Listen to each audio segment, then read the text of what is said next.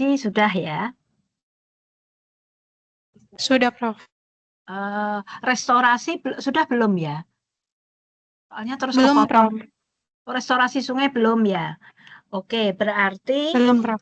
karena minggu lalu kan harusnya kita kuliah ya, tapi jadwal saya itu kan tempuk-tempuk begitu itu. Jadi nanti kalau waktunya cukup ya kita sambil kita apa namanya kita gabung. Tapi kalau nggak cukup minggu depan jam sore gini nanti kita bisa mulai sedikit lebih awal sehingga saya bisa atur jadwal sebelumnya agak saya majuin gitu ya.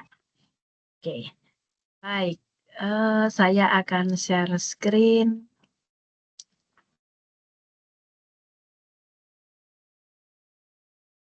Sudah kelihatan? Sampun, Prof. Baik, baik. Sekarang kita akan bicara, kalau kita bicara sungai, ada 3 kata kunci utama, yaitu topik utamanya memang restorasi. Kalau restore berarti kan mengembalikan ke kondisi semula, restore.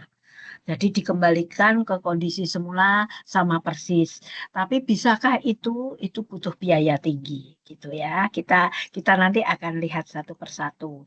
Nah, kemudian ada lagi kata kunci yang berikutnya itu adalah normalisasi sungai dan naturalisasi sungai. Jadi seringkali ini pengertian ini dianggap sama, tapi sebenarnya berbeda. Sehingga mahasiswa MIL ya harus paham betul, jangan sampai nanti menggunakan istilah yang keliru, begitu ya. Jadi kita lihat normalisasi sungai berarti yang dikembalikan itu adalah sungai, fungsinya. Nah, jadi fungsinya sebagai apa? Nah, kalau normalisasi sungai yang dikembalikan fungsi sungai sebagai pengendali banjir dan perbaikan kualitas lingkungan. Ya, jadi kalau normalisasi sungai itu PU banget gitu ya, karena dia mengendalikan fungsi sungai ini air lancar, tidak banjir, utamanya seperti itu. Sehingga apa yang dilakukan itu kan menjadikan sungai agar mampu menyimpan air dengan kapasitas lebih banyak dan meningkatkan kemampuan untuk mengalirkan air. Jadi supaya lebih banyak maka dikeruk, kemudian pinggirnya dibeton, kemudian ditanggul. Itu perbedaannya normalisasi dengan naturalisasi. Biasanya kalau normalisasi pasti ada beton, ada tanggul di pinggir kanan kiri sungai. Itu pasti pekerjaan normalisasi gitu. Kalau di kita kan itu pekerjaan PU. Gimana dengan naturalisasi? Jadi normalisasi normal fungsinya pengendali banjir. Air bisa lancar jaya, dia maunya seperti itu. Tapi bagaimana dengan naturalisasi? Jadi kalau naturalisasi ini mengembalikan fungsi sungai sebagai daerah resapan air, kawasan hijau, dan mengembalikan ekosistem sebagaimana kondisi alamiahnya lagi. Sehingga air ini akan terserap kembali ke dalam tanah. Jadi penanganan sungainya itu secara natural. Makanya disebut naturalisasi. Karena sungai, bantaran sungai itu daerah resapan air. Nah, itu yang dijaga. Sehingga kalau naturalisasi sungai justru nggak boleh ada beton.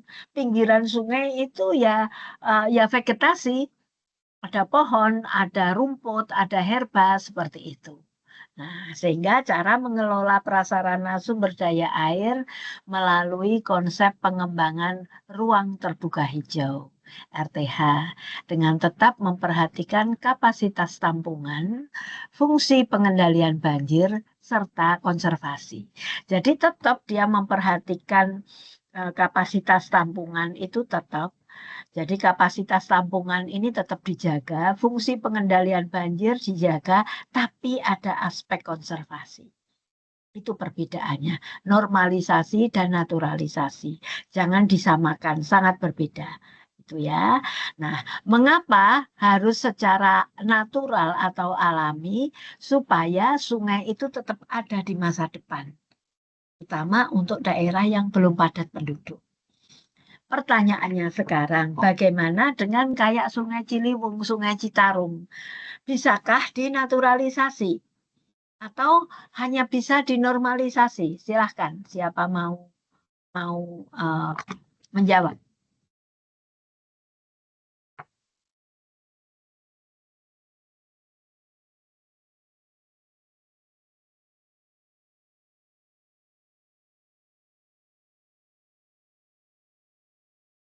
Halo.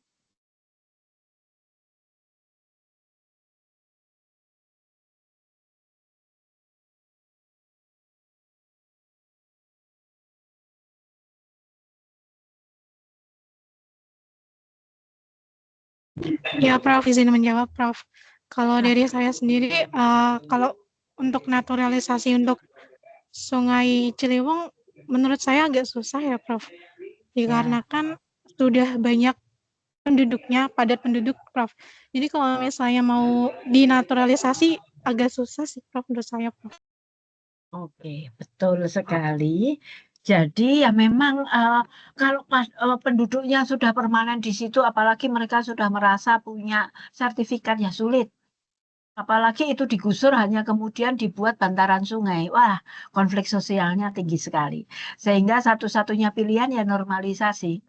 Makanya sungai-sungai besar di kota itu biasanya kan dinormalisasi, dibuat bagus, dibuat beton rapi, ya sudah fungsi utamanya di situ. Nah, banjir kanal barat itu ada percampuran antara normalisasi sungai dan naturalisasi. Oke, kita ke sini dulu. Jadi ini normalisasi. Jadi ini daya tampung sungainya. Sempadannya ya dibuat, difungsikan seperti ini. Tebingnya diperkuat dengan beton, dibuat tanggul. Sehingga kita lihat ini target normalisasi biasanya ya di kota-kota besar. Karena bangunan itu sudah ada, kota lama, baik kota lama Jakarta maupun Semarang kan sama. Itu old city, old town. Sehingga ya yang dipertahankan apa yang sudah ada, sungainya pasti akan lebih pas kalau itu dinormalisasi. Sehingga lebih bersih, tidak hanya sungainya yang lebih bersih, daerah sekitarnya pun lebih bersih. Karena fungsi di daerah tersebut itu fungsi untuk menampung air dan mencegah banjir, gitu ya, mengatur air. Nah, sementara kalau naturalisasi, justru di sini ini pinggir sungainya yang berkelak-kelok itu dipertahankan. Nah, secara alamiah karena supaya air meresap. Nah, air arus ini juga karena ada kelokan, ini otomatis kan seperti mengurangi kecepatan arus karena ada gaya gesek dan lain-lain gitu. Sehingga itu yang kemudian diutamakan dan biasanya di sini ini ada RTH. Ada RTH. Ada taman. Kalau di luar negeri ada tempat barbeque. Begitu itu. Nah, di kita juga konsep ini harus dijalankan begitu ya. Jadi kita lihat sekarang, sorry ini agak blur gambarnya. Normalisasi itu dengan beton, naturalisasi itu ya seperti ini. Sungainya dibiarkan secara alami. Jadi ini bukan tidak ada fungsinya loh, justru riparian vegetasi ini fungsi filter, fungsi nursery ground, fungsi apa ya namanya akumulasi polutan itu ada di sini. Gitu. Jadi naturalisasi. Kita contoh. Ini kota lama. Jadi tahun 41 bentuknya ya seperti ini. Ya, sekarang ininya kan nggak berubah betonnya ini.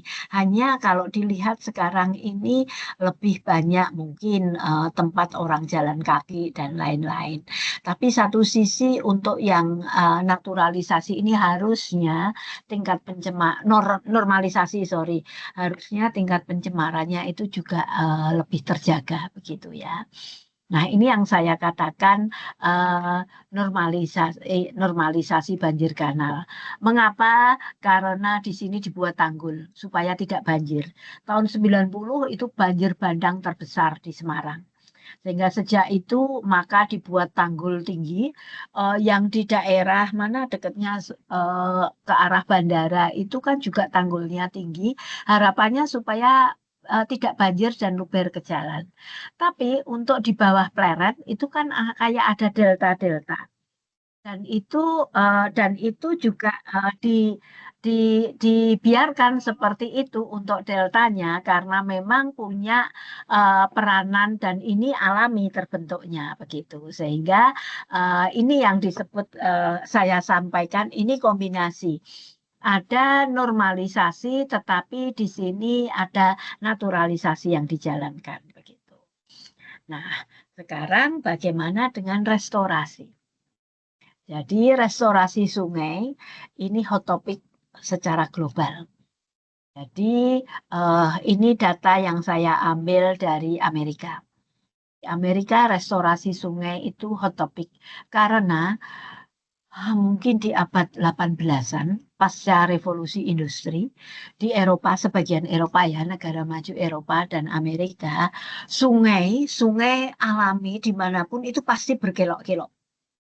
Nah, di Amerika, sungai yang berkelok itu dulu di abad 18-an itu diluruskan, dibuat seperti kanal.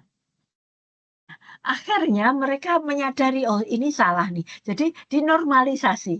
Akhirnya mereka menjadi salah nih karena fungsi utamanya tidak hanya untuk banjir, tetapi daerah resapan. Sehingga sekarang ada upaya mereka restorasi sungai, mengembalikan yang dulu berkelak-kelok, sekarang mau dikembalikan lagi ke arah sana.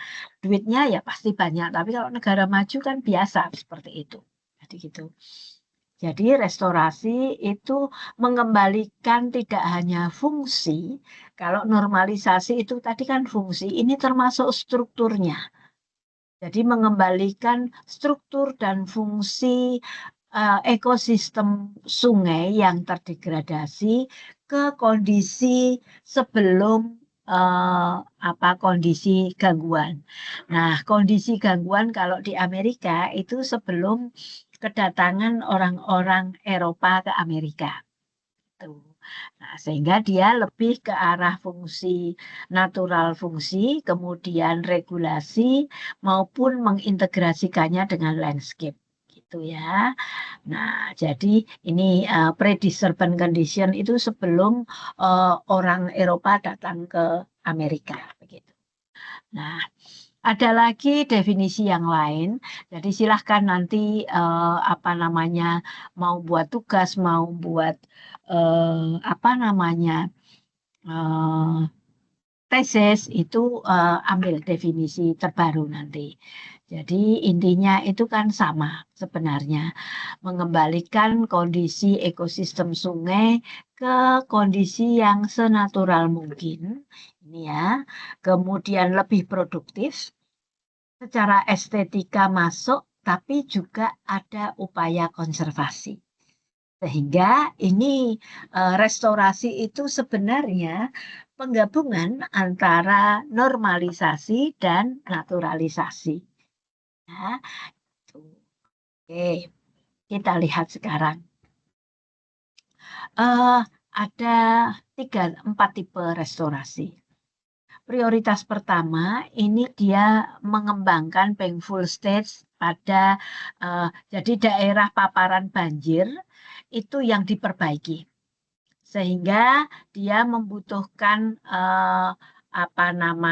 channel bed-nya itu, ketinggian channel bed-nya itu yang dinaikkan. Itu prioritas 1. Prioritas 2, jadi ini kita lihat establish. Kalau di sini create new floodplain dan stream pattern without changing stream bed elevation. Jadi ketinggiannya tetap dijaga, tetapi dia membuat daerah paparan banjir baru. Kemudian prioritas ketiga, melebarkan daerah paparan banjir. Sementara prioritas keempat, menstabilkan channel yang sudah ada. gitu ya, kanal yang sudah ada. Nah, ini saya ambil satu contoh di mana sebenarnya panjangnya itu hanya 1425. Nah, konversinya ini menjadi sistem yang lebih meander, berkelak-kelok. Prioritas 1 ya. Metodenya natural channel design. Itu biayanya $475.000 hanya untuk tidak ada 1,5 kilometer. Nah, jadi kita lihat strukturnya,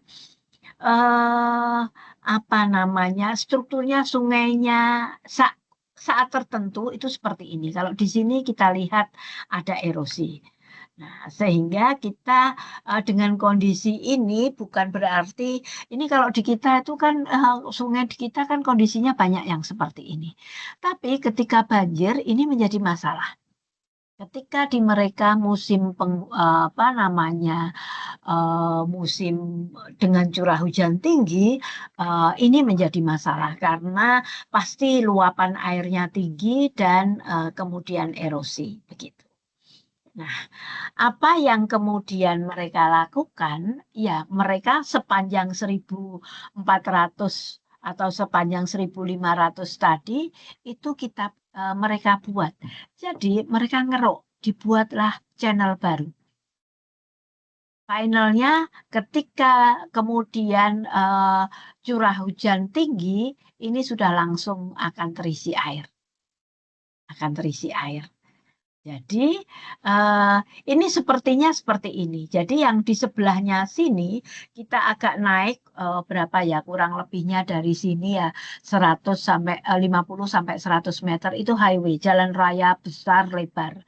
Ketika hujan deras, maka jalan rayanya itu kebanjiran. Bahkan di sini ini ada industri di sini itu juga kebanjiran. Sehingga ini nggak kelihatan sama sekali. Padahal ketika curah hujan sedikit, airnya itu hanya segini. Airnya hanya segini. Jadi apa yang mereka lakukan kemudian daripada memperbaiki yang lama, mereka kemudian cenderung membuat new channel, dibuat baru di tempat-tempat tertentu. Ini sungai lama. Seperti ini jalan rayanya itu di sebelah sini, Ini sungai lama dibiarkan mereka membuat sungai baru, dikeruk kayak yang slide sebelumnya tadi. Begitu sungai baru dan ini secara alami dipertahankan. Mereka tidak normalisasi tetapi naturalisasi. Jadi sesudah dikeruk, gimana upayanya untuk membuat itu segera menjadi sungai yang alami. Konsepnya adalah kita lihat. Jadi di tempat-tempat tertentu ini ada rock vein. Jadi rock vein ini kan ada titik-titik ya. Ini ditaruh batu di sini. Kemudian yang root wedge itu jadi mereka ambil bongkahan akar pohon dan ditaruh di sini.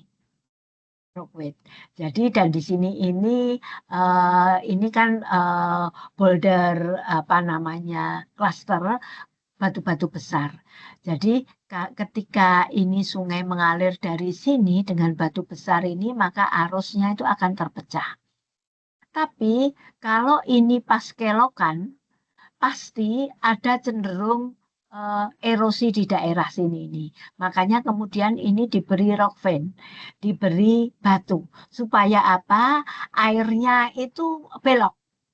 Ya, baru kemudian dan ada kecenderungan karena ini erosi dia akan kemudian tersedimentasi di sini sehingga di sini pun dibuat semacam rock vein di sini dan rootwood sehingga ketika di daerah kelokan ini dia menghantam rootwoodnya ini dia tidak akan tergerus seperti ini. Nah kemudian ada cross vein. Cross vein itu seperti ini. Jadi batuan ini dengan sengaja diatur seperti itu supaya tujuannya adalah mecah arus. pecah arus. Mengapa? Karena ini sungainya lurus, karena pendek kan ya, tadi hanya 1.400, sehingga yang lurus ini sebenarnya kan seperti normalisasi, tapi dibuat sealami mungkin supaya kecepatan arusnya ini terpotong.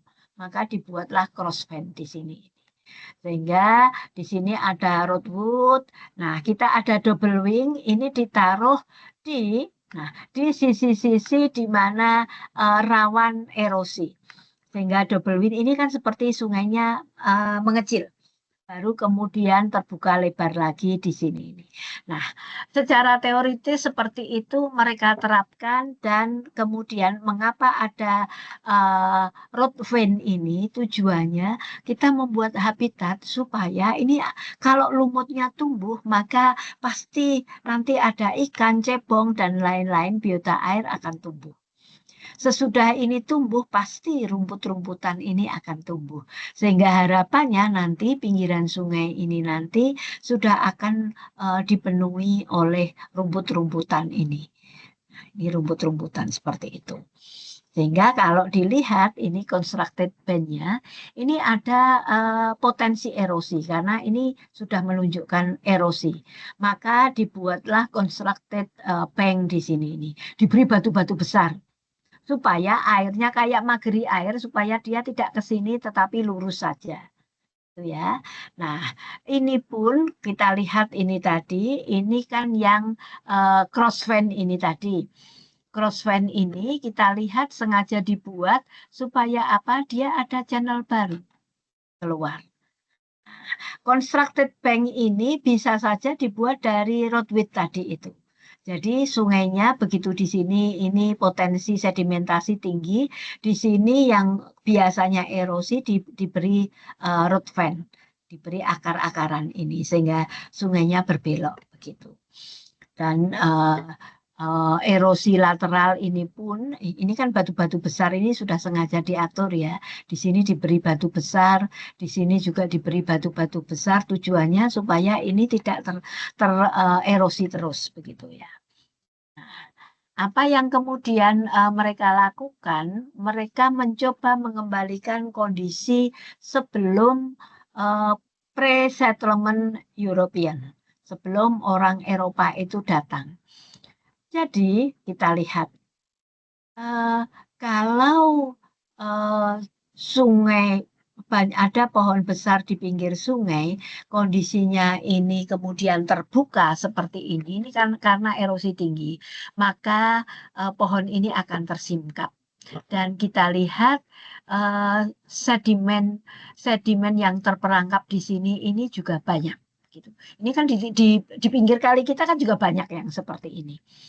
Tapi ada juga fans pagar yang itu sudah terendapkan. Jadi kalau dilihat di sini ini kan ada perlapisan-perlapisan, ini perlapisan. Dan kayaknya sampai 1 meter ke atasnya ini itu sudah terbentuk sedimen. Nah, ini kayaknya pagar ini ya saat dulu pre-disturbance itu tadi. Kemudian ini kan pohon yang ditebang. Pohon yang ditebang ini, nah ini yang bulat ini awalnya dulu di darat, tapi kemudian karena sering banjir itu tadi, dia kemudian menjadi tenggelam. Seperti ini. Jadi itu semua yang diamati dan kurang lebihnya ini kan 1,5 meter. Apa yang kemudian dilakukan adalah mereka nanam alat monitoring ini. Sepertinya kan kayak alat gini, tapi harganya kan entah berapa M begitu. Di mereka itu alatnya ini ditaruh di sungai begini dan tidak hilang. Pernah suatu ketika hilang, tapi hilangnya bukan seperti kayak di Indonesia, diambil orang. Tapi lebih ke arah dipakai mainan oleh rusa. Gitu ya. Dan di sini ada chips dan chipsnya itu terhubung di komputer. Ada nanti rumah singgah lah. Karena ini jauh dari kota besar sehingga di rumah itulah komputer terkoneksi dengan sini sehingga kita butuh data mau detik, mau menit, mau jam tinggal kita bunyikan kita butuh data harian atau data mingguan, dia akan langsung otomatis menampilkan begitu. Nah, kemudian biasanya yang diukur itu adalah ketinggian air, kemudian total suspended solid, dan turbiditas. Itu ya, seperti ini. Nah, apa yang kemudian diperoleh pH1 sampai pH1, pH2 ini tadi lokasinya ya. Kalau dilihat ini total basinnya, jumlah ton per liternya pH1 ini kan turun. Kemudian semula 4 menjadi 3. Tons per year-nya ini juga turun. Nah, tapi jumlah metrik ton per kilometer per year-nya itu naik. Kemudian ton per year per MI itu juga naik. Gitu. Jadi lesson learn dari sini di bagian tertentu itu berhasil, tapi di bagian yang lain tidak. Jadi mereka kalau ada project, itu kalau projectnya itu gagal, bukan berarti terus ada manipulasi dan lain-lain, tidak. Mereka jujur dan dilaporkan apa adanya, gitu ya. Jadi kita lihat ini kan kelihatan lapisan sedimennya warnanya berbeda. Ini kan hitam. Kalau hitam berarti karbonnya banyak dan ini kan sedimen yang diendapkan sesudah kedatangan orang Eropa itu pre-settlement ini. Nah, ini legasi sedimen kan kelihatan sekali perbatasannya. Ini kondisi entah itu 100 tahun atau 300 tahun. Nah, ini pre-settlement, warnanya hitam. Ini hitam pre-settlement, ini kuning, merah. Sehingga secara visual juga kelihatan. Demikian juga kita lihat di sini ini akar yang terekspos. Jadi berapa laju erosinya, umur pohonnya itu semua bisa dianalisis begitu ya. Nah, kalau kita lihat sekarang, maka pada sampel sedimen diambil dari atas ke bawah, ini sampel sedimennya, diperoleh 215 cm, dan kita lihat pre-settlementnya itu pada kedalaman 150 cm. Kalau punya kemudian dating, ini tinggal umur sedimennya, umurnya itu ditaruh di sebelahnya. Gitu ya. Sehingga kita akan kelihatan sekali baik secara visual ataupun datanya nanti. Begitu ya. Kemudian ini data persen silt dan clay-nya. Nah, kemudian kalau sudah direstorasi, maka harapannya ekosistem services dari sungai tersebut atau danau itu terjaga. Jadi kalau kita bicara ekosistem services itu ada 4, resource provision services, ini water supply, perikanan, irigasi maupun navigasi. Sementara regulating services ini ya untuk pengendali banjir, kekeringan, purifikasi, habitat seperti itu.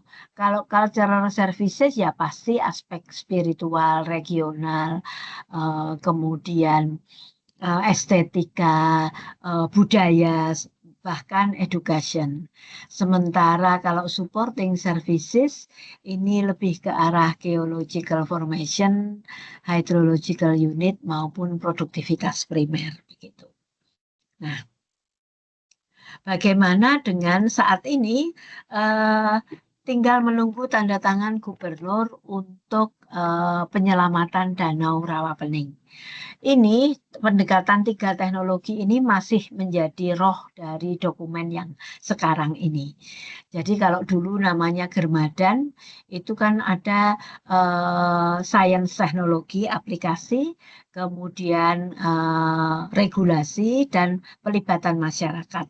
3 pendekatan ini pun masih kita kembangkan di istilahnya bukan Germadan sekarang ini, dokumennya namanya pengelolaan danau, RP danau begitu. 3 pendekatan ini masih jalan begitu ya.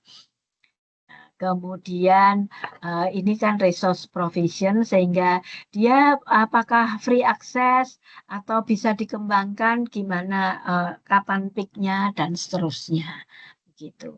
Sehingga kalau dilihat kalau dia tidak kembali ke peak tapi turun ini kan turun maka dibutuhkan upaya konservasi gitu ya. Nah, ini Integrated Lake Basin Management (ILBM). Sekarang ini menjadi ILLBM. L-nya double. Berarti Integrated Lotic Basin Management. Lotic itu sungai, lentik itu danau. Jadi kalau bicara danau nggak mungkin bicara hanya badan air saja, pasti termasuk daerah catchment areanya. Termasuk sungai yang masuk ke danau tersebut. Sehingga dikembangkanlah ini ditambahi L satu lagi di sini. Pendekatannya masih sama. Jadi kalau tadi sains teknologi berarti teknologi, kemudian informasi ini kan sains teknologi, kemudian kemasyarakatannya itu partisipasi, kemudian governance-nya itu institusi, policy maupun finance begitu. Jadi konsep Germadan dengan ILLBM ini sama begitu ya. Nah, harapannya supaya 4 fungsi ini itu lebih terjaga. Mengapa? Karena sekarang ini lebih hanya fokus di aspek service sebagai penyedia, gitu ya, sebagai badan air. Jadi kalau kita kehilangan regulating system-nya, maka kita akan kehilangan PS-nya, provision system. Jadi karena di sini regulating system itu kan dia ngatur untuk perairan, irigasi, pertanian, dan lain-lain. Gitu. Nah, kemudian yang cultural services itu kaitannya dengan budaya. Danau Toba cultural service-nya tinggi, tapi hampir semua tempat mereka punya kearifan lokal yang berbeda dan itu yang coba diangkat. Supporting services tadi kan geologi, geomorfologi, kita melihatnya tidak hanya sungai, tidak hanya daun, tapi keseluruhan paket geomorfologi yang ada di sana, gitu ya. Jadi kalau dilihat di sini ini microcell watershed, maka di sini ada lentik ekosistem di danau. Jadi air masuk di danau seperti ini. Nah, kita lihat ekosistem lentik di sini ini ada sungai yang masuk ke situ. Ada sumber mata air sehingga di sini mereka sebut sebagai watershed. Nanti cari ILBM itu ada di di internet. Update saja sekarang ILLBM dan saya termasuk kita termasuk yang mengusulkan. Karena yang mengembangkan itu adalah ILAC, International Lake Environment Committee. Nah, jadi mereka seperti itu mengembangkannya. Nah, kemudian ini lake database, silahkan nanti dicek ILAC ini kita tahun ini insya Allah punya kolaborasi. Saya diberi mandat ILAC untuk meneliti rawa pening begitu ya. Jadi bagaimana dengan Pit Lake? Pit Lake itu danau bekas pertambangan yang lalu sudah kita bahas. Jadi ini ekosistem, ini sebelum pertambangan dikembangkan, ini mining besar-besaran, di sini post mining. Ini terrestrial ekosistem, ada boundary, di sini aquatic ecosystem. Sehingga kalau dilihat ini ya ecological, ini physicochemical, dan disinilah suksesinya. Ada ecological value. Jadi kita akan bisa melihat apakah terjaga stabil atau perlu intervensi, begitu ya. Ini terjaga stabil, biasanya intervensinya ketika dia di bawah, dia harus ada intervensi supaya naik. Sudah naik, dia turun lagi, itu harus ada intervensi lagi, begitu ya. Nah, apa yang kemudian dilakukan, jadi ini telaga warna, telaga Pengilon, outletnya hanya satu di sekitar dekat telaga warna. Kalau musim penghujan, ini hitungannya masih penghujan ya, karena hampir tiap hari masih hujan, maka air akan mengalir dari telaga Pengilon ke telaga warna, karena Pengilon ini lebih tinggi posisinya, dan outletnya ada di sini. Sehingga pH yang di sini di warna itu biasanya 2,5 sampai 4, karena ada air mengalir. Di Pengilon pH-nya 6,7 sampai dengan 8 tertinggi. Maka pH tinggi ngalir ke pH rendah, ya di sini kemudian pH-nya menjadi naik. Kalau dilihat, kita kemudian ngambil sampel di telaga warna, kita lihat kita mendapatkan 160 cm. Tapi kita lihat trennya. Fe semakin ke permukaan menurun. Demikian juga CD, MN, NI.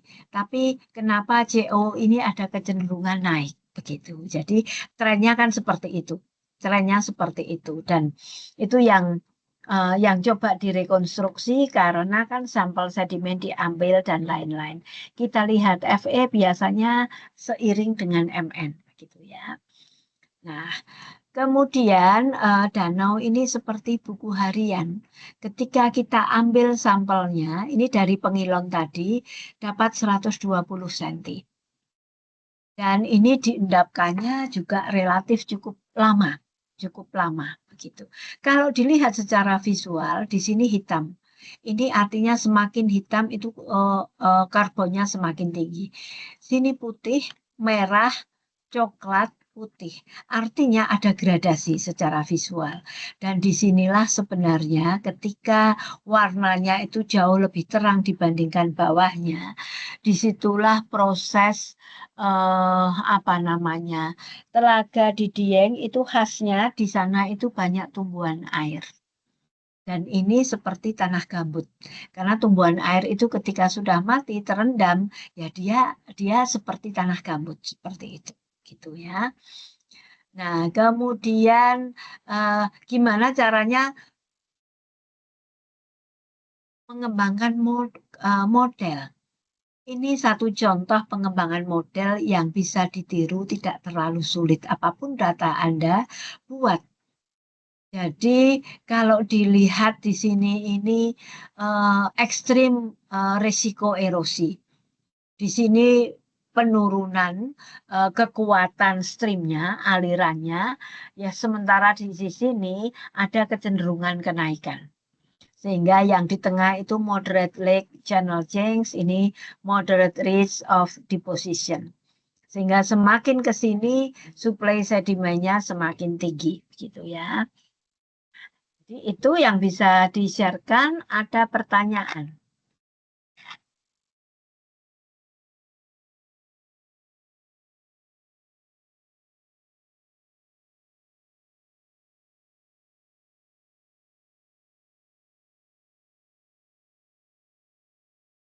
Ada pertanyaan?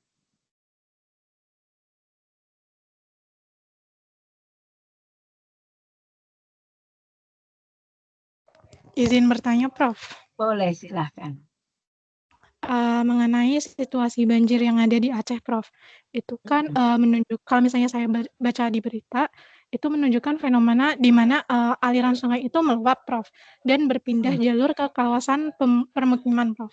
Nah, kalau seperti itu, bagaimana Prof untuk pengendaliannya, Prof? Terima kasih, Prof.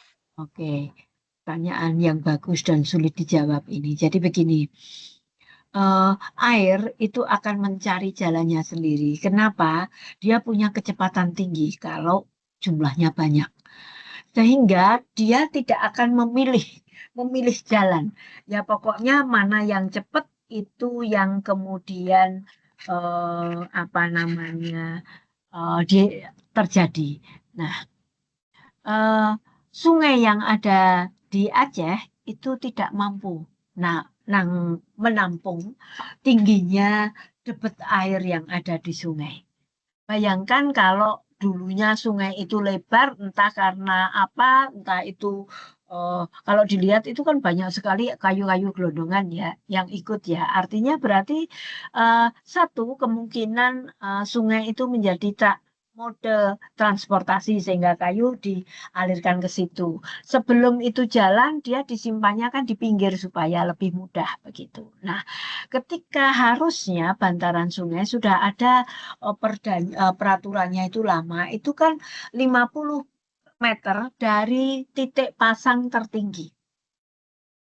Nah, biasanya daerah ini yang makanya tadi istilahnya floodplain itu harusnya dibiarkan terbuka. Dan biasanya itu isinya itu kadang-kadang juga pohon-pohon tinggi. Sekarang problemnya ketika kan banyak pohon-pohon di daerah bantaran sungai itu yang ditebang. Yang ditebang. Akibatnya itu kan menjadi area terbuka. Area terbuka dan sejak dulu itu di daerah dekat sungai, aliran sungai, biasanya penduduknya itu lebih padat. Itu dari sejak dulu itu kan seperti itu. Mengapa? Sejarahnya ya karena manusia butuh air. Untuk mudahnya mereka kan air sungai itu kan yang paling dekat. Sehingga kalau dilihat fosil-fosil manusia purba itu juga pasti di dekat-dekat sungai begitu. Nah, problemnya kan seperti itu sehingga akhirnya air itu mencari jalan sendiri dan karena rumah-rumah ini sebenarnya dekat dengan sungai pasti yang paling terdampak duluan itu begitu. Jadi seperti itu. Sudah menjawabkah, Novi? Jih, Prof. Sampun, Prof. Matur nuwun sangat, Prof.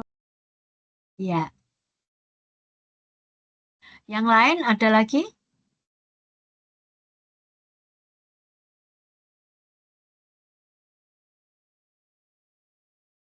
Izin bertanya, Prof.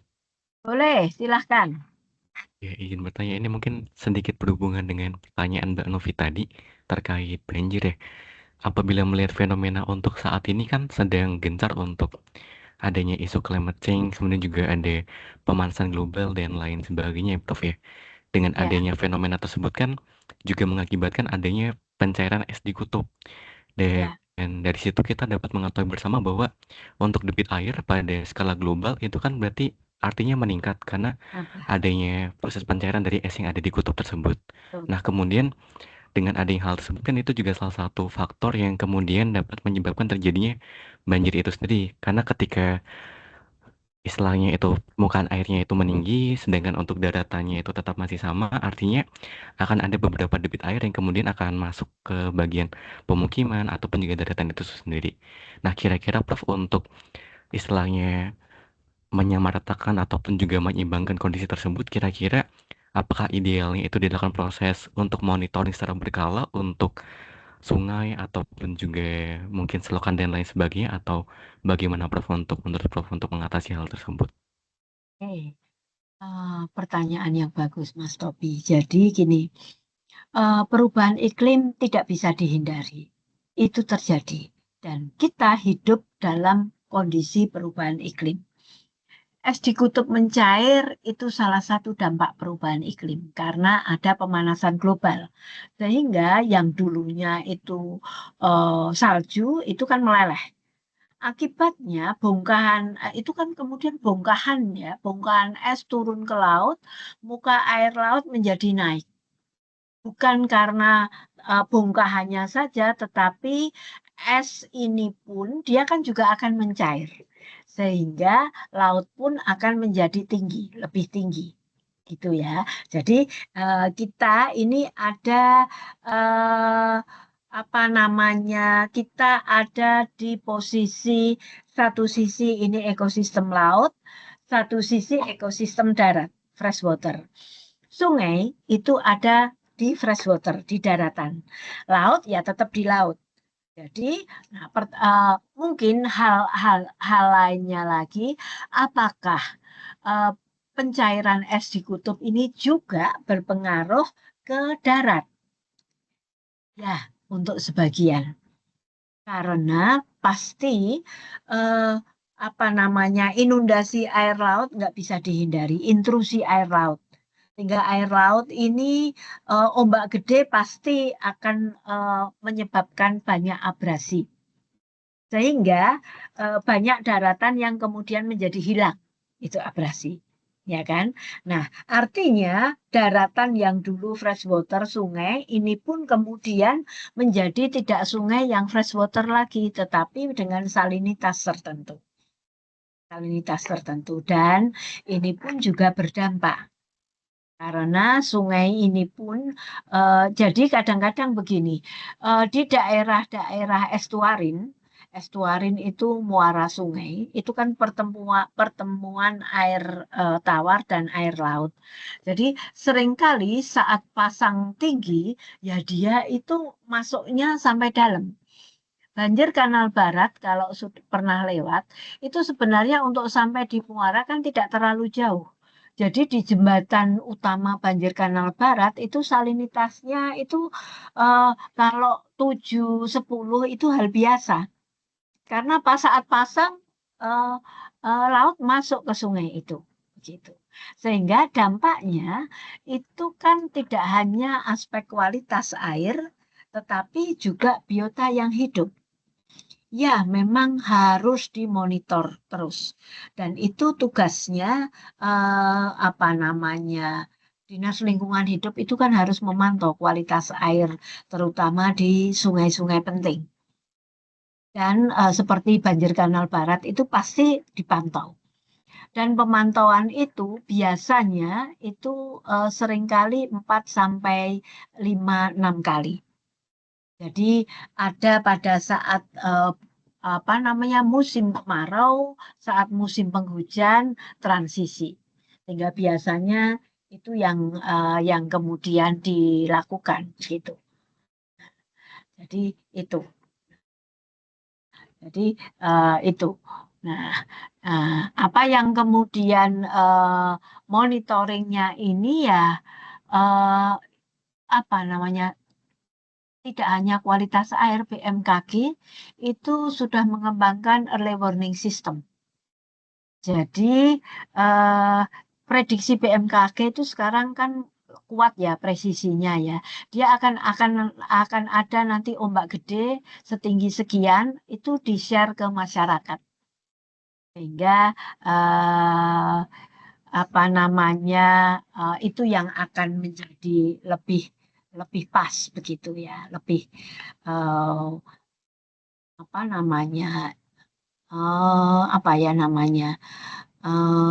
untuk monitoring itu kemudian parameter-parameter kunci itu yang dilakukan begitu. Yang utama adalah DO sudah pasti karena kalau DO rendah maka organisme tidak akan bisa hidup begitu. Organisme tidak akan bisa hidup begitu. Kenapa? DO di bawah 4 yang nggak bisa. Gitu. Nah, dampak dari itu tadi, maka biodiversitasnya itu juga akan terpengaruh. Sehingga pasti harus organisme yang toleran dengan ring salinitas. Itu yang akan mampu hidup di sungai-sungai di estuari seperti itu. Sudah menjawabkah, Mas Topi? Ya, sudah cukup menjawab, Prof. Terima kasih, Prof. Baik, terima kasih. Ada lagi?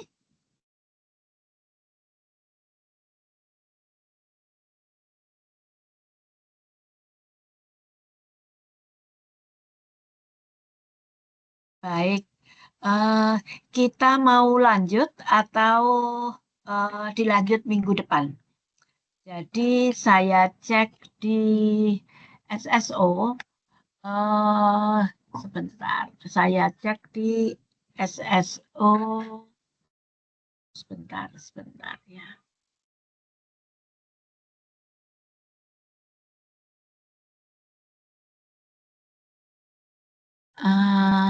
Kalau tidak salah, ini materi saya yang ke berapa? Ketiga atau keempat? Ketiga, Prof. Ketiga. Berarti, oke. Ketiga, 1, 2, 3, 4. Oke. Berarti kita masih nanti dengan Pak Bambang. Saya berarti sudah 1, 2. Oke. Oke, dengan Pak Bam. Ganti ini minggu lalu kan belum ya. Nanti kita ganti. Nah, untuk yang minggu lalu ini apakah mau kita taruh di minggu ini atau sekarang atau kita cari hari?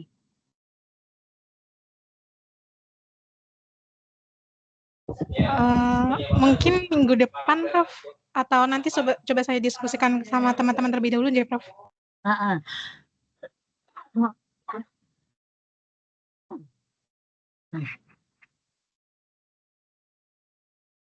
Masih ada 2 materi yang harus saya sampaikan.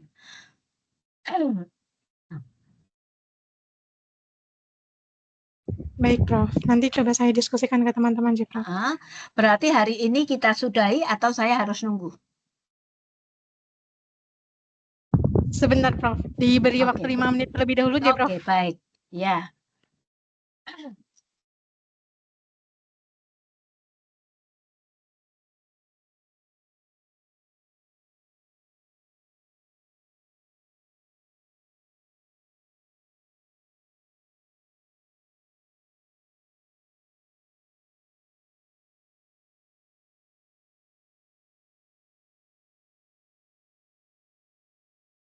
Izin masuk, Prof.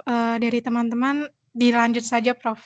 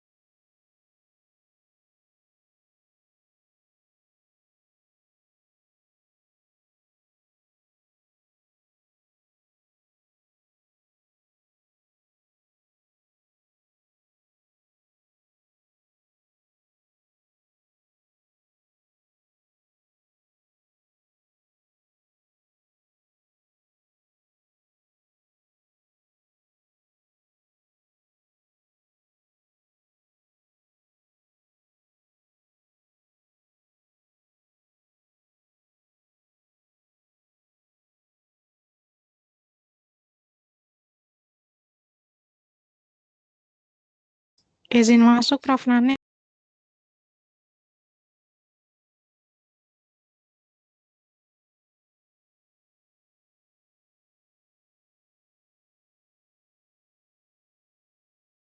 Silahkan.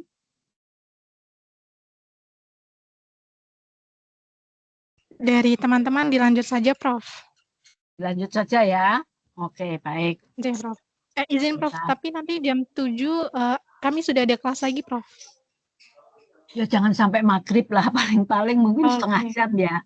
Karena saya nggak mau mengganggu sholat, jadi sebelum maghrib nanti kita sudahi saja. Nanti kekurangannya kita lanjut minggu depan, gitu ya. Z, Prof. Baik. Sebentar. Bentar ya. Oke.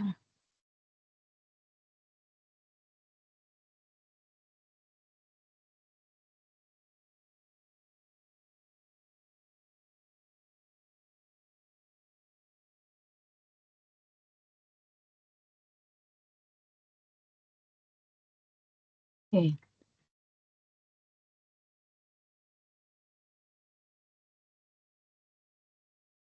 Jadi yang akan saya sharekan ini adalah pendekatan tadi kan model pengelolaan lingkungan itu kan dengan pendekatan aplikasi sains dan teknologi. Nah, sains dan teknologi itu termasuk di dalamnya kan penelitian. Sehingga apa yang saya sampaikan ini hanya sebagian kecil contoh bagaimana upaya pengelolaan lingkungan itu bisa dikembangkan. Nah, sehingga kita masuknya di sini ini dengan pendekatan paleolimnologi, gitu ya. Oke. Jadi apapun nanti tesis yang dikerjakan, ada 17 SDGs dan cari SDGs mana yang paling pas dengan penelitian. Contoh, bidang saya perairan. Bidang saya perairan, otomatis biotanya juga di perairan. Jadi aspek A dan B itu yang ada di air. Kalau air itu ada di SDGs nomor 6. Ya kan? Nah, air saya lebih banyak misalnya fokusnya itu mau di danau. Berarti SDGs nomor 15 atau di sungai. Tapi ketika saya penelitian di mangrove, saya tambahi di sini SDGs nomor 14. Karena SDGs nomor 14 itu kaitannya dengan laut. Dalam kondisi perubahan iklim, SDGs nomor 13. Utamanya semuanya itu adalah untuk ketahanan pangan. Zero hunger. Sehingga mau sesederhana apapun penelitian kita harus pandai mengemas sehingga penelitian kita itu mau mendukung SDGs nomor berapa saja. Sehingga isu global masuk jadikan di latar belakang. Penelitian yang sudah ada, ini, yang belum ada, itulah gap analysis. Lakukan itu. Sehingga sisi manfaatnya itu nanti yang mendukung capaian SDGs nomor sekian. Nah, ini yang penelitiannya air. Jadi kita, sorry ya.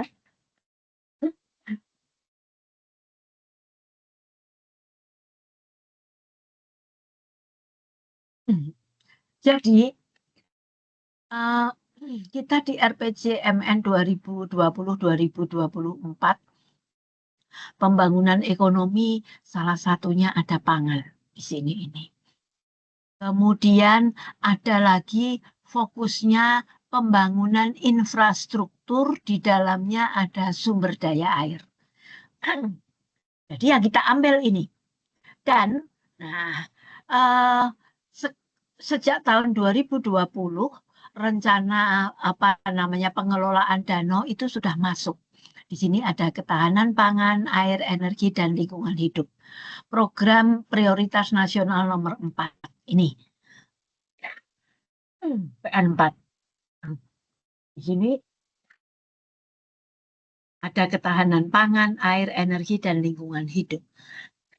Dengan fokus peningkatan ketersediaan,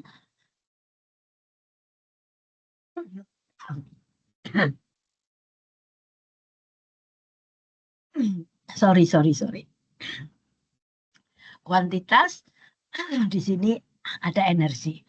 Itu ya. Sehingga baik secara nasional maupun secara global tadi, apapun itu bunyikan bahwa penelitian ini mendukung ketercapaian PN nomor 4. Dukung lagi, cari nawacita. Itu lebih rigid lagi. Mendukung nawacita aspek apa? Loh, kalau tidak kita yang menuliskan, nah masyarakat orang nggak akan tahu. Kita harus tuliskan itu. Mendukung SDGs nomor sekian, sekian, sekian. Sehingga disitulah kekuatan. Mau sekecil apapun kita berkontribusi. Begitu ya.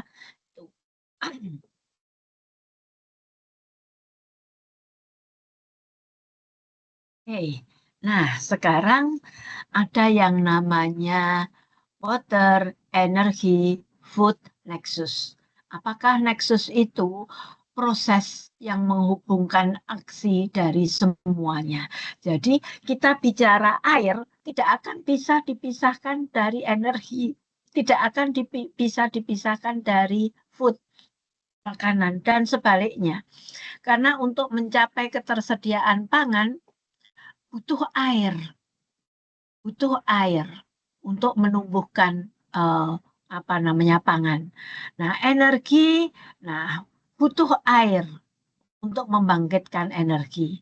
Energi ini diperlukan untuk supply water. Sama, energi ini terhadap food bagaimana? Energi diperlukan untuk menghasilkan makanan dan sebaliknya, begitu ya. Itulah yang disebut nexus. Nah, ini Integrated Water Resource Management. Kalau yang di depan tadi, ILBM, itu kan Integrated Lake Basin Management. Dan ILLBM, Integrated Lotic-Lantic Basin Management. Biasanya kalau yang tadi, ILLBM, itu untuk danau, pengelolaan danau.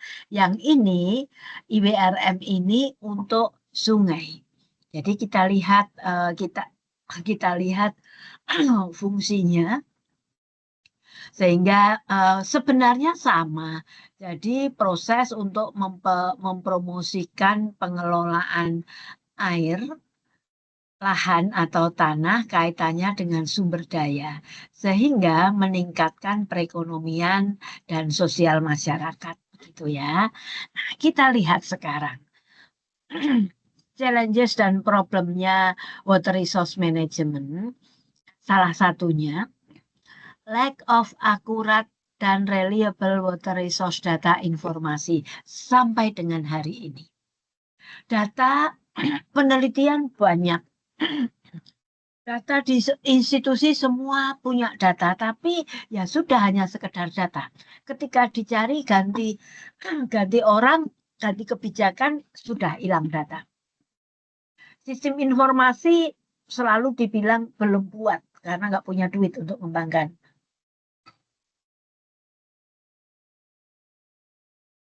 Sehingga untuk sistem informasi gimana data itu terpusat, terintegrasi, semua orang bisa akses, itu yang agak sulit. Tahun 90-an di Australia untuk mendapatkan data, saya student ingin mendapatkan data kualitas air. Oleh universitas, saya dilarang menganalisis kualitas air. Alasannya itu sudah dilakukan monitoring kualitas air, kamu tinggal minta saja. Nah, budaya itu kan belum nyantol di otak kita. Jadi ternyata begitu saya, itu di tahun 90-an. Begitu saya minta waktu itu modelnya hanya lewat telepon saja atau email, mereka kemudian karena dulu itu belum model soft copy. Jadi dikirimkanlah, dipaketin laporan-laporan hasil monitoring. Segitunya. Dan sekarang di kita, apakah hasil monitoring itu dari mulai tiap tahun ada, nanti tiap periode sekian tahun itu ada. Tiap periode 10 tahun ada. Nah, mereka membuat seperti itu terdokumentasi dalam buku. Nah, kita punya data, tapi kalau nggak minta ya nggak punya, nggak dikasih gitu loh. Sehingga Kemudian ini menjadi problem. Kemudian diperlukan pengembangan sains, teknologi, dan culture kaitannya dengan air. Inilah yang dilakukan oleh termasuk di dalamnya mahasiswa MIL begitu ya. Nah, ini contoh. Jadi apa namanya? Paleo itu lalu limnologi itu ilmu yang mempelajari perairan tawar. Jadi sebenarnya yang dipelajari tidak hanya danau, termasuk di dalamnya adalah sungai. Limnologi dibagi menjadi dua. Neolimnologi, itu tadi yang ditanyakan Mas Tobi, perlu nggak monitoring? Itu berarti kita bicara neolimnologi. Bicara tahunan, puluhan tahun, sampai maksimal 100 tahun, itu neolimnologi. Tapi kalau paleolimnologi, neolimnologi tadi puluhan tahun lah. Tapi kalau paleolimnologi bisa jadi ratusan tahun, bisa jadi ribuan tahun. Sehingga paleolimnologi ini ya studi tentang informasi fisik, kimia, biologi yang tersimpan di dalam sedimen. Paleonya itu kan karena dia tersimpan di dalam sedimen. Mengapa bisa tersimpan? Kalau itu faktor B-nya, karena dia bisa memfosil. Organisme apa yang bisa memfosil itulah yang dipakai untuk paleolimnologi. Sehingga bisa digunakan untuk merekonstruksi. Nah, paleolimnologi dalam perkembangannya sekarang menjadi dasar pengelolaan danau. Saya diminta menyusun membantu KLH, kemudian Provinsi Jateng untuk membuat pengelolaan danau itu karena saya punya background, saya orang biologi, limnologi di tangan, dan khusus lagi ada aspek paleolimnologi sehingga hasil-hasil penelitian yang mencoba merekonstruksi ketika dipaparkan jadi ini masa lalunya, contohnya yang sudah pernah saya sampaikan, Rawapening sejak berdasarkan hasil penelitian yang dilakukan, itu kondisinya eutrofik itu sebenarnya sejak tahun 80-an. Mengapa? Karena sebenarnya di tahun 70-an kita punya program intensifikasi pertanian, di mana penggunaan pupuk itu sangat berlebihan. Dampaknya kalau di Rawapening 10 tahun kemudian. Mengapa? Karena danau dangkal. Nah, itulah yang hasil rekonstruksi. Hasil rekonstruksi menunjukkan itu posisi sekarang kita di kondisi hipereutrofik. Kalau ini tetap kondisinya seperti ini, ke depan kita pasti akan lebih hipereutrofik. Jadi apa yang harus dilakukan? Nah, berangkat dari rekonstruksi itulah kemudian harus dikembangkan, berarti kan nutriennya harus dikurangi supaya kondisinya jangan eutrofik. Meso sajalah, jangan terlalu ambisius menjadi oligotrofik begitu ya. Itu. Jadi ini paleolimnologi tadi. Nah, mengapa? Karena sebenarnya ini danau, apa yang terjadi di danau itu sebenarnya merepresentasikan yang terjadi di daratan ini. Baik karena alami maupun aktivitas manusia. Aktivitas manusia di dalamnya ada industri, pertanian, perikanan, dan dampaknya kalau secara alami itu ya ada tetap, yang ini tetap masuk di sini, tapi ada lagi dampak-dampak yang lain. Di sini ada toksik organik, kemudian ada patogen, kemudian ada lake level. Begitu ya. Kemudian ada asidifikasi, ada heavy metals dan lain-lain gitu. Nah, yang kemudian bisa dilakukan ya kita mengambil sampel air, sampel sedimen dari danau atau telaga ini. Kemudian ini dari Telaga Pengilon, kita dapatkan 210, kita lihat ini pasti fosilnya berbeda-beda. Kemudian yang bisa memfosil itu adalah diatom. Apakah diatom itu? Diatom itu mikroalga. dinding selnya ini yang garis-garis ini dari silika sehingga dia bisa memfosil, tersimpan di dalam sedimen karena silika itu tidak hancur karena pelapukan.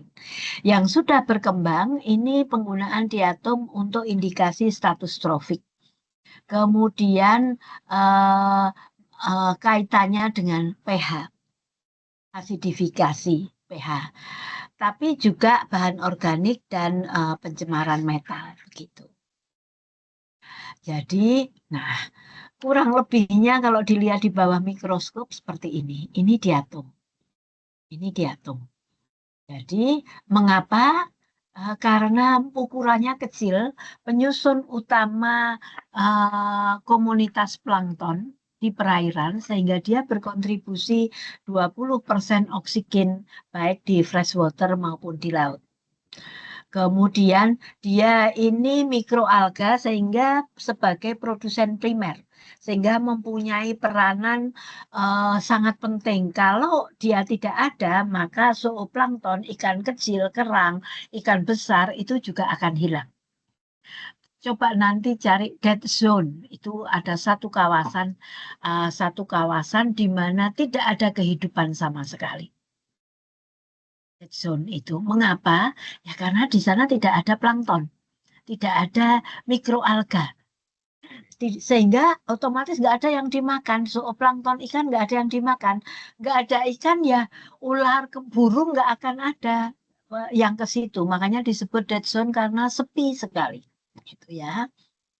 Nah, apa yang kemudian dilakukan secara ringkas untuk paleolimnologi? Tahap awal mengambil sampel di danau, kemudian pakai koring ini, kemudian dibagi, sebagian untuk dibuat preparat diatom, sebagian untuk analisis umur sedimen. Sehingga ini kemudian yang dilakukan kajiannya. Sehingga kalau dibagi itu ada fieldwork, labwork, kemudian analisis. Gitu ya. Nah ini roadmap Cepalin, apa yang dilakukan itu terkaitkan dengan paleolimnologi tadi.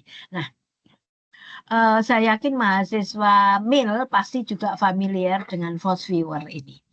Jadi ketika dimasukkan kata kunci climate change, paleolimnologi, food security, kita lihat paleolimnologi semakin kuning ini hubungannya paling kuat. Jadi kalau kita bicara paleolimnologi, kita akan sangat bisa bicara tentang perubahan iklim. Ada food security, SDGs tadi. Gitu ya. Ini kan SDGs 13, SDGs nomor 2, begitu itu. Seperti itu. Nah, silahkan Anda pun bisa melakukan ini kajian bibliometrik. Bahkan Anda buat paper, Anda submit di jurnal, itu juga laku, begitu ya. Nah, jadi kita mengambil sampelnya dari danau. Ini yang alatnya disebut dissection corer karena ini kan seperti huruf D.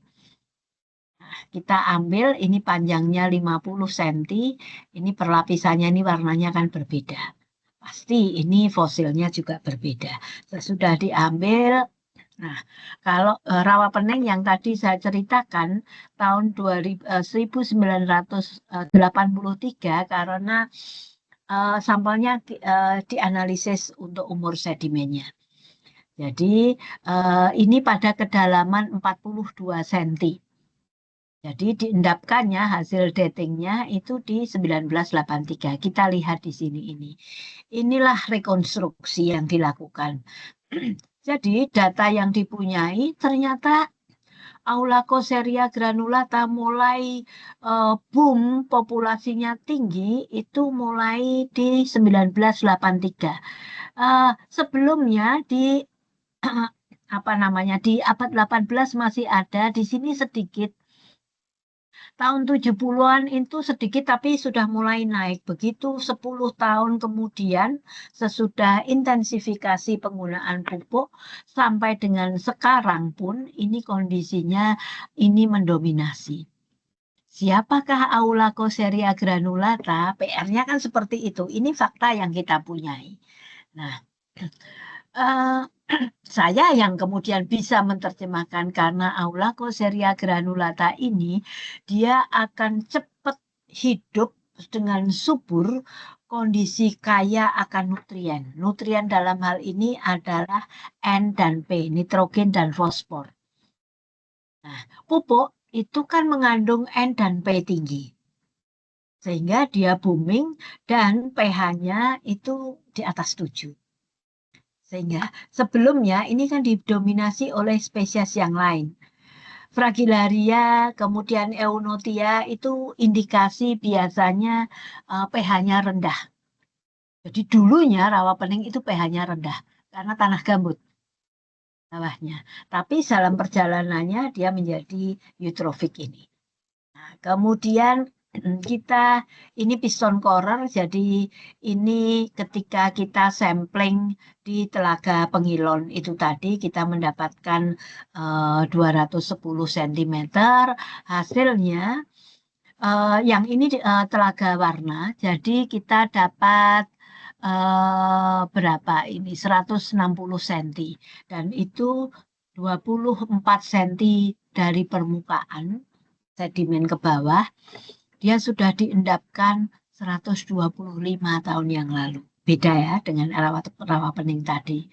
Jadi kalau di Dieng laju sedimentasinya itu lambat sekali.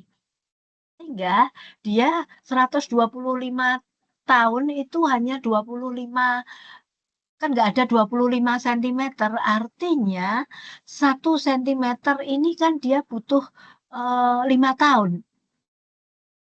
Jadi untuk membentuk endapan 1 cm dan ini sesudah kita rekonstruksi kondisinya juga sama. Ini menunjukkan pH asam, memang kondisi telaga warna asam, tapi juga kehadiran spesies tertentu, ini Selapora bacillum ini, dia mengindikasikan juga kondisi eutrofik. Kalau di rawa pening, karena pH-nya itu cenderung normal, bahkan cenderung basah, granulata, Aulacoseriae granulata itu yang mendominasi. Tapi kalau di Dieng, di mana pH-nya itu rendah, yang mendominasi ya spesies-spesies yang dia toleran terhadap pH rendah. Kondisinya sama-sama eutrofik, gitu ya. Nah, mengapa itu terjadi? Sejak tahun 90, Dieng itu menjadi sentral kentang premium.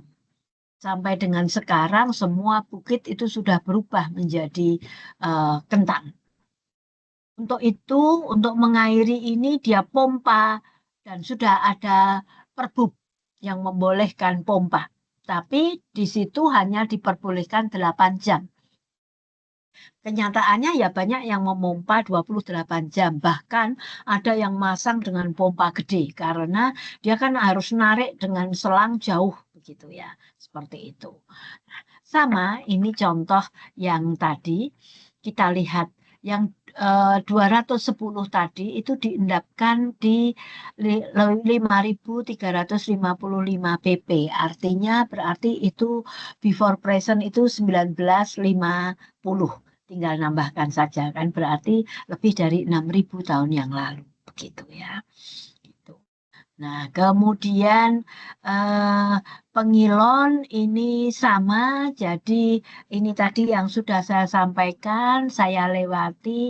Nah, ini kan diendapkannya lama.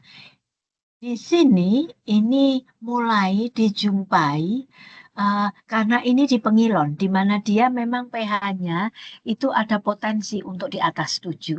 Maka spesies yang dijumpai ini Aulacoseriae granulata sangat dominan sekali di permukaan, di 10 cm permukaan, sama dengan di rawa pening. Sehingga di Pengilon pun kondisinya masih hipereutrofik.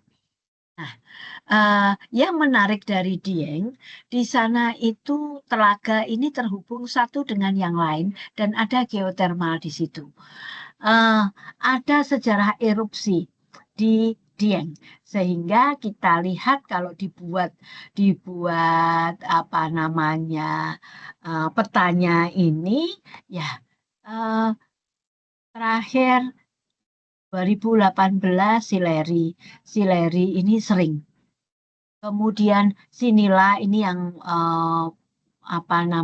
banyak korban dulu itu 1979. Artinya ketika terjadi erupsi, dia keluarkan itu kan H2S. Makanya banyak orang meninggal itu kan karena menghidup toksik, menghidup H2S begitu. Sehingga itu di udara. Sehingga sulfat di udara itu yang toksik.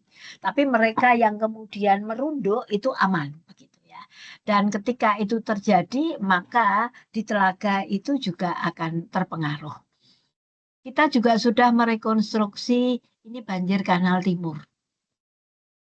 Jadi sedimen akumulasi ini terjadi di sini. Hanya sekarang ini karena ada normalisasi banjir Kanal Timur, semua mangrove yang ada di sini kan hilang. Karena semuanya kan menjadi beton. Mangrove-nya tinggal sedikit sekali. Dan titik yang dulu saya pernah coring, saya cari sudah tidak ketemu. Padahal di lapisan waktu itu kita mendapatkan 190 cm. Di lapisan 155 cm itu diendapkan 160 tahun yang lalu. Itu ya, jadi kurang lebihnya 1 cm kalau di banjir Kanal Timur itu butuh waktu 1 tahun gitu ya. Sehingga ini datanya kita kombinasi polen dan diatom. Jadi polennya kalau kita lihat di sini ini permukaan ini lebih banyak mangrove dijumpai dan kita lihat di lapisan bawah itu tumbuhan terestrial. Mountain hanya di sini dan di sini menunjukkan hasil rhizopora. Ini kan sepi. Dulu ada. Dulu di abad 19 hilang lebih dari 100 tahun. Tahun 2012 kita jumpai polen rhizopora di sedimen. Pada kedalaman 6 cm. Ini hasil rebuisasi di Semarang tapi gagal gitu ya. Karena hanya dijumpai di situ saja, atasnya nggak ada. Sehingga kita bisa mengatakan bahwa paleolimnologi itu merupakan tools untuk merekonstruksi perubahan yang terjadi, begitu ya. Sehingga ketika kita sampling, maka inilah litologi. Kronostratigrafi, umur tadi kronostratigrafi, diatom organismenya itu biostratigrafi. Sehingga ini yang kemudian inilah umur sampel sedimennya dimasukkan di eye track kayak MRI, dia akan keluar foto seperti itu. Ya, jadi stratigrafi dipisahkan, inilah litostratigrafi. Ketika sudah dianalisis, kita akan menjadi kronostratigrafi, ini umurnya berapa, ini permukaan. Biostratigrafi ya fosil yang ada di sini. Sehingga kita laju pengendamannya 1 cm 5 tahun ini laju sedimentasi yang sangat tinggi. Kalau low ini 1 cm 100 cm. Jadi telaga warna tadi hitungannya sudah termasuk high sedimentation rate. Karena di Colorado itu 1 cm butuh waktu 100 tahun. Ini pendekatan yang lain menggunakan eDNA. Nah, ini kaitannya dengan monitoring. Kalau monitoring berarti butuh waktu panjang. Butuh waktu panjang ini. Sehingga ini kan butuh waktu berapa tahun? 30 tahun, 40 tahun. Sehingga trennya itu akan kelihatan. Begitu ya. Nah, mengapa paleolimnologi? Karena masih sedikit di Indonesia. Dan yang lebih penting, 40% danau di dunia ada di daerah tropis. Gitu ya, sehingga aplikasinya sudah ada baseline, kemudian kita akan bisa menentukan penyebab perubahan itu apa toh, kapan toh, tadi kan dengan kronostratigrafi itu. Baru ketika sudah punya data ini penyebabnya apa sih sebenarnya? Apakah aktivitas manusia atau secara alami?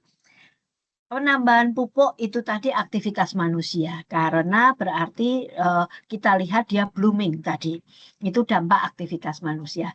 Sehingga kalau ini sudah kita identifikasi, implikasinya apa? Mil itu kan harus sampai implikasinya apa? Yang bisa dilakukan apa? Ya, ekosistem servicesnya tadi terganggu. Biodiversitasnya berubah dan ada resiko yang terjadi. Jadi, kalau sudah bisa diidentifikasi gini, maka harus bagaimana, itulah yang dikembangkan berdasarkan hal ini. Sehingga paleolimnologi, makanya moto saya itu find the future from the past, karena uh, manajemen yang dikembangkan adalah adaptasi dan mitigasi. Sehingga kita akan bisa menemukan masa depan berdasarkan masa lalu yang ada. Begitu ya. Oke, ini hanya kesimpulan yang saya ambil dari yang tadi. Paleolimnologi itu sangat bermanfaat. Water security itu lebih penting dibandingkan dengan makanan karena orang nggak akan bisa bertahan hidup tanpa air. Tapi masih bisa tidak makan meskipun itu minum terus. Dan kontribusinya terhadap SDGs. Jadi pas ada azan maghrib, kuliah sudah selesai, sehingga dari saya kayaknya ini pengganti mata kuliah minggu yang lalu. Dari saya mungkin masih satu kali lagi, kita ketemu minggu depan. Ada pertanyaan? Prof, izin apakah boleh materinya yang Nanti, hari ini dikirimkan, Prof? ya, nanti saya. Yang lalu sudah ya? Belum, Prof. Yang bioremediasi belum dikirimkan, belum. Oh, tapi yang water pollution sudah ya? Sampun, Prof. Sampun. Nanti saya kirim, Oke. Baik. Baik, Prof. Terima kasih, Prof. Ya, kalau tidak ada pertanyaan, kuliah hari ini bisa kita akhiri. Selamat petang. Wassalamualaikum warahmatullahi wabarakatuh. Waalaikumsalam warahmatullahi wabarakatuh. Terima kasih banyak, Prof. Sama-sama. Ya, izin keluar ya. J, Prof. Prof.